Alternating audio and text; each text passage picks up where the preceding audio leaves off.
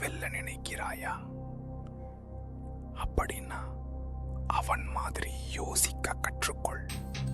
சாணக்கியர் சொல்கிறார், வலிமையால் வெல்லலாம், ஆனால் அது நீண்ட நாள் நிலைக்காது.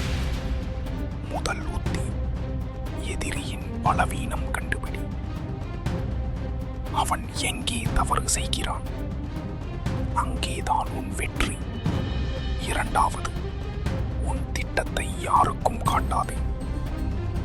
நீ அமைதியாக இருந்தால் உன் வெற்றி அவர்களுக்கு அதிர்ச்சியாகும். மூன்றாவது, நேரம் வரும் வரை காத்திரு. அவசரமானவன் எப்போதும் தோல்வியடைவான். நினைவில் வை, எதிரியை வெல்ல வேண்டும் என்றால் அவனை தாக்க வேண்டாம், அவனை கட்டுப்படுத்த